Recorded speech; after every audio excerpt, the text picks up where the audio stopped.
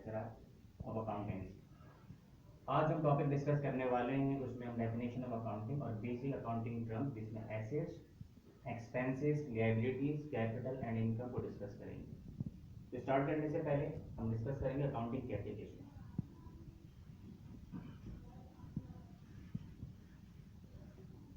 Definition of accounting की अगर हम बात करें तो हम इसको एक्सप्लेन कर सकते हैं इस तरीके से। Accounting it is the art of recording,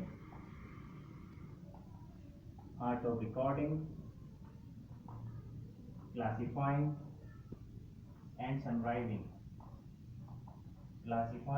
and summarizing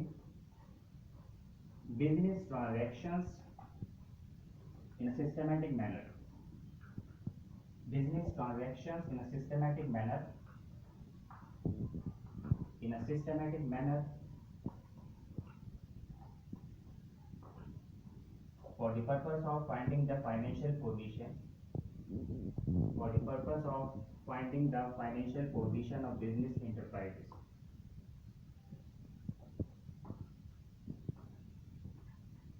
The financial position of business enterprises. क्या मतलब हुआ इसका, डिस्कस करते हैं अभी हम।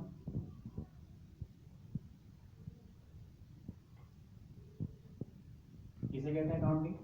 Art of recording. हमने यहाँ रिकॉर्डिंग करनी है, क्लासिफिकेशन करनी है और समराइज करना है, शॉर्ट तरीके से डिफाइन करना है किस चीज को, बिजनेस की ट्रांजैक्शंस को। So what is transaction means? Transaction किसे कहते हैं? ट्रांजैक्शन मींस होता है एक्सचेंज ऑफ वैल्यूज। क्या मतलब हुआ? हम बिजनेस में या किसी भी किस्म का लेन देन जो हम करते हैं जिसे हम एक्सचेंज ऑफ वैल्यूज कहते हैं। क्या मतलब? हम कुछ खरीद रहे हैं, कुछ बेच रहे हैं, सर्विसेज ले रहे हैं एम्प्लॉय से, that is called exchange of values. तो जो भी काम हम बिजनेस में करेंगे that is called business transaction. इस बिजनेस ट्रांजैक्शन को हमने क्या करना है? रिकॉर्ड करना है, क्लासिफिकेशन करनी, कैटेगराइज करना है और समराइज करना है, शॉर्ट तरीके से डिफाइन करना है एक सिस्टम के तहत।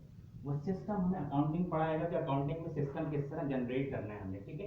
मकसद क्या है इसका? For the purpose of finding the financial position of business enterprises. हम जानना चाह रहे होते हैं कि जो बिजनेस इंटरप्राइज है, ऑर्गेनाइजेशन है, कंपनी है, उसका फाइनेंशियल स्टेटस क्या है कि वो प्रॉफिट में है या लॉसेस में। इसे फाइंड आउट करने के लिए हम अकाउंटिंग के जरिए ही तमाम काम कर रहे होते हैं, ठीक है। अब स्टार्ट करने से पहले हम कुछ बेसिक टर्म पढ़ेंगे, इसको हम कहते हैं बेसिक अकाउंटिंग टर्म्स। कोई अकाउंटिंग इस बेसिक अकाउंटिंग टर्म्स पे डिपेंड कर रही है। हमारे पास 5 बेसिक अकाउंटिंग टर्म्स हैं। Discuss basic accounting terms.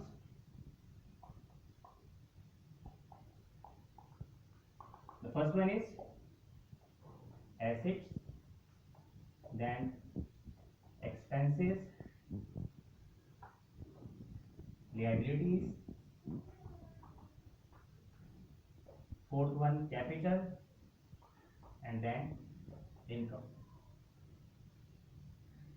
Students अगर हम ये 5 बेसिक अकाउंटिंग टर्म्स को समझ लें तो अकाउंटिंग हमारी को आसान हो जाएगी, ठीक है।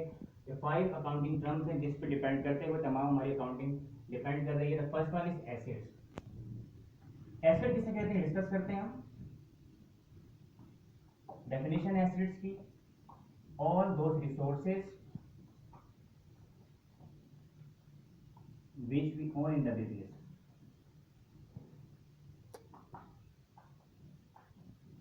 and which provide benefit in the future is called assets.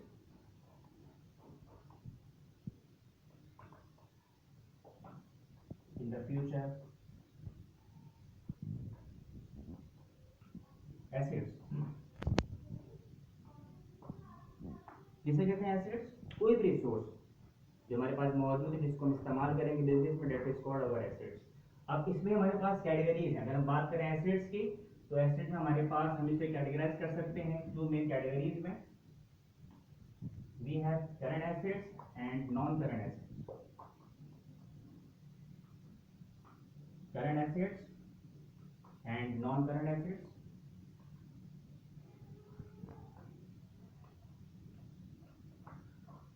कोई भी एसेट, कोई भी रिसोर्स जिसका फायदा हमें 1 साल के अंदर अंदर हो जाए, जिसको हम 1 साल में कैश में कन्वर्ट कर सकते हैं, that is called our current assets which provide benefit within 1 year.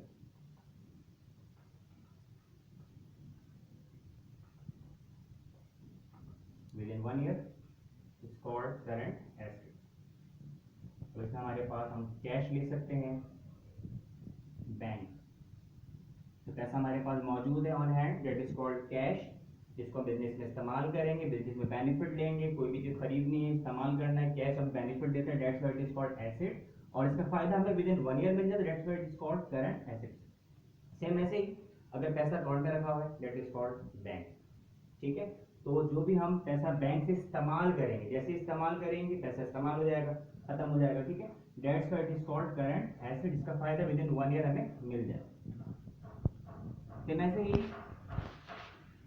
we use it from account receivable, जब भी हम बिजनेस में माल बेचते हैं क्रेडिट पे यानी कि उधार पे, क्रेडिट मींस उधार,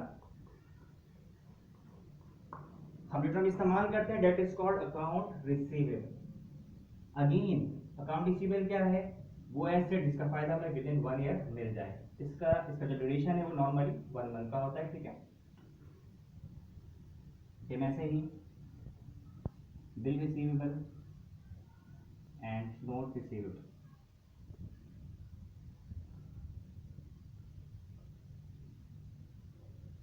बिल रिसीवेबल क्या होता है, इसे हम बिल ऑफ एक्सचेंज भी कहते हैं। जब हम किसी भी कस्टमर को माल बेचते हैं तो उसे बिल बना कर देते हैं और उससे हम राइटिंग में कॉन्ट्रैक्ट कर लेते हैं कि विद इन 3 मंथ उसने पेमेंट करनी है, that is called bill of exchange कहलाता है। अगेन ये हमें वो एसेट है जो बेनिफिट विद इन 1 ईयर दे देगा, डेट्स व्हाई किस कैटेगरी में आएगा, करंट एसेट्स में आएगा।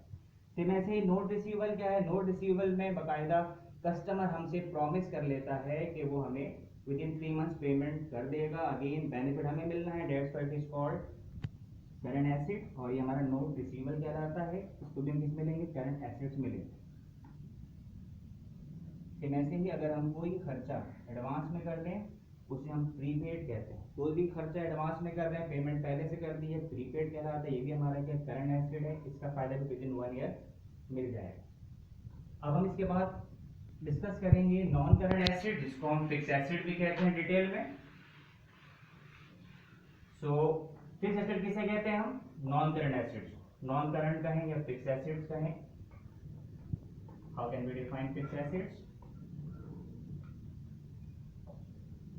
all those assets which provide benefit more than 1 year, जिसका फायदा हमें more than 1 year मिलता रहे,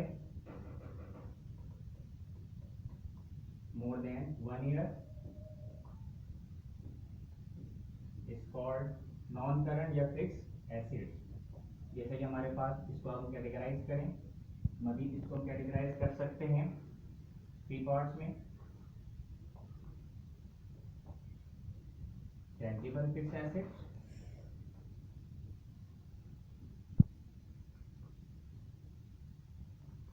intangible fixed assets,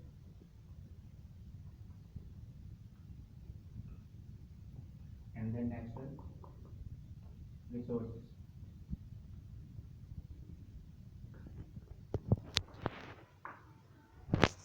tangible means वो फिक्स एसेट जो फिजिकली नजर आता है, जिसको हम देख सकते हैं, छू सकते हैं, महसूस करते हैं, that is called tangible fix asset. रोक दो।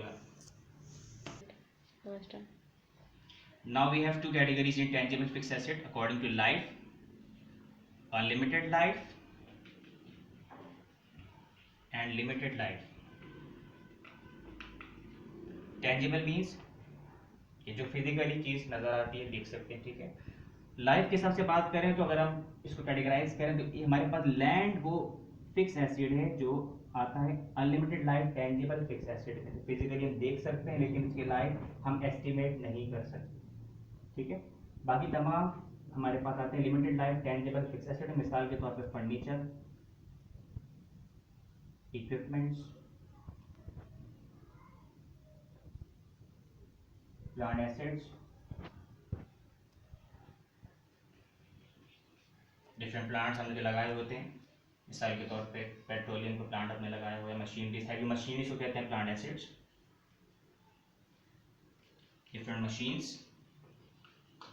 सबके सबके हमारे पास limited life tangible fix asset. अगर हम बात करें इंटेंजिबल की, ये वो फिक्स एसेट है जो फिजिकली बाहर तो नजर नहीं आता लेकिन उसका बेनिफिट लॉन्ग टर्म मिलता रहता है, just like goodwill, good reputation, market reputation अगर आपकी बहुत अच्छी है तो लॉन्ग टर्म बेनिफिट मिलता रहेगा, आपकी सेल बढ़ती रहेगी, आपको बेनिफिट होता रहेगा, that is called intangible fix asset में आता है। इसके बाद नेचुरल रिसोर्सेज भी हम ले सकते हैं, जिसमें हमारे पास मिनरल्स हैं, पेट्रोलियम्स हैं, ये सब भी हमारे लॉन्ग टर्म बेनिफिट दे रहे होते हैं हमें।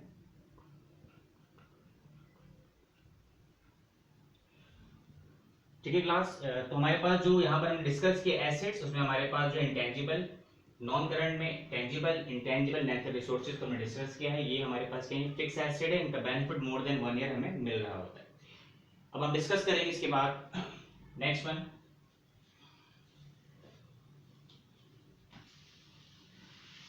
एक्सपेंसेस।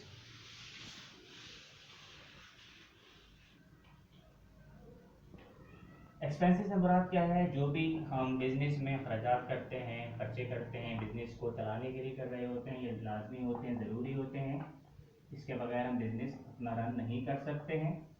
अमाउंट स्पेंड कर रहे हैं बिजनेस को रन करने के लिए, amount spend for running our business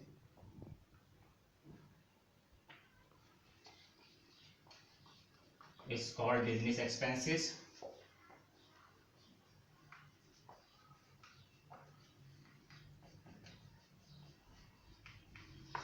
हम सैलरीज पे कर रहे हैं, सैलरी द एक्सपेंस, हम रेंट अदा कर रहे हैं, रेंट एक्सपेंस,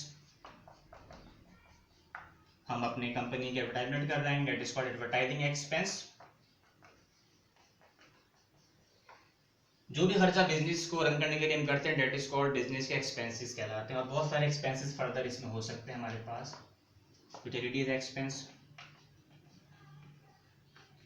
ये खर्चा है जो लाजमी करना है, इसके बगैर बिजनेस को हम रन नहीं कर सकते हैं। ठीक है, इसके बाद थर्ड कैटेगरी हमारे पास क्या है, लिएबिलिटीज, जिसको हम कहते हैं वाजिबात, उधार। Third one is liabilities. Now we have two categories in it. Again, current liabilities and non-current liabilities.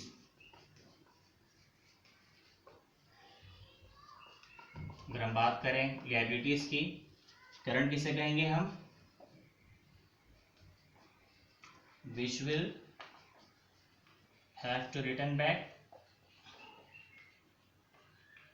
With in 1 year, जो जिम्मेदारी आपको विद इन 1 ईयर अदा करनी है या कोई अमाउंट पे बैक करनी है, that is called your current liabilities. मिसाल के तौर पे अकाउंट्स पेएबल, आपने माल परचेज किया उधार पे, पेमेंट करनी है, purchase of goods on credit, uses from accounts payable. Same ऐसे ही अगर सप्लायर ने बिल बना के दिया, that is called bills payable, या हमने अगर सप्लायर से प्रॉमिस कर लिया है, that is called notes payable, कि हम विद इन 3 मंथ्स पेमेंट कर देंगे। सेम ऐसे ही जितने भी उधार हमने विद इन 1 ईयर अदा करने हैं, हमें सैलरीज देनी है, हमने रेंट देना है, हमने कोई और खर्चा जो है वो कर दिया है, उसकी पेमेंट करनी है, that is called our current liability. Just like unpaid salary,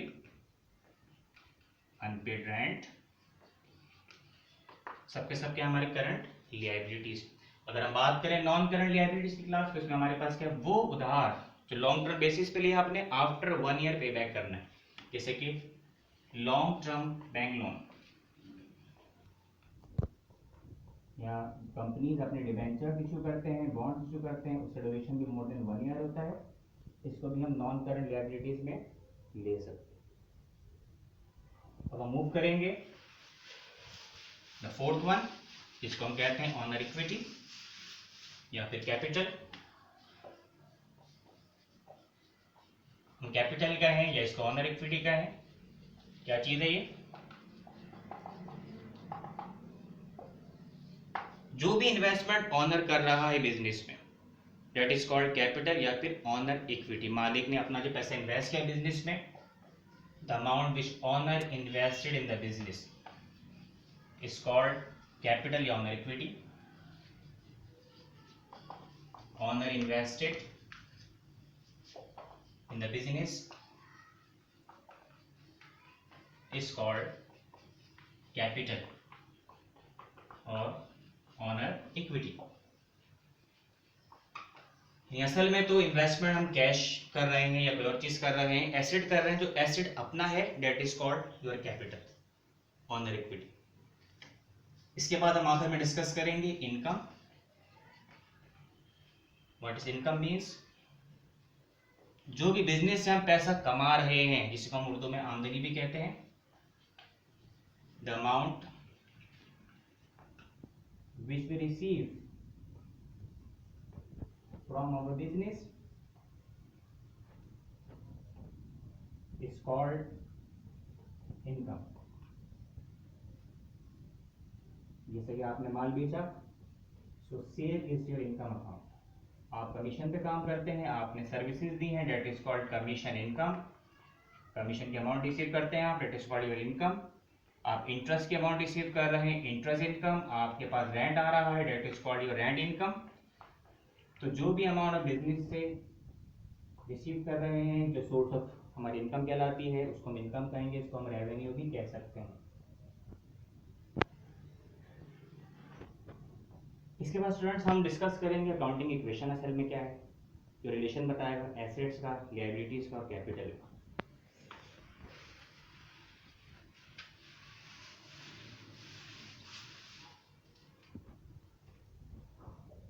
हम डिस्कस कर सकते हैं यहाँ पर relation between assets, liabilities and capital through accounting equation. तो मजीद क्लियर कर देगा हमें कि असल में एसेट जो है वो क्या चीज़ है। Asset is the combination of two things, liabilities and capital. यानी कि एसेट्स को अगर हम एक्सप्लेन करें दोस्तों में कर सकते हैं लायबिलिटीज या फिर कैपिटल। जो पैसा आपने इन्वेस्ट किया बिजनेस में, या तो आपका अपना होगा या आपने उधार लिया होगा, ठीक है। That's why it is called asset is equal to liabilities plus capital. मिसाल के तौर पे आपने 1 लाख रुपीस इन्वेस्ट किए बिजनेस में, उसमें से 40 आपका अपना है, दैट इज कॉल्ड कैपिटल। 60 आपने उधार ले रखा है, दैट इज कॉल्ड लायबिलिटी। यानी कि asset is equal to liabilities plus capital. इसका रिलेशन हो गया हमारे पास कि एसेट हमेशा बराबर किसके होते हैं, लायबिलिटीज प्लस कैपिटल। इसको हम इस तरह भी कह सकते हैं, assets is equal to equity.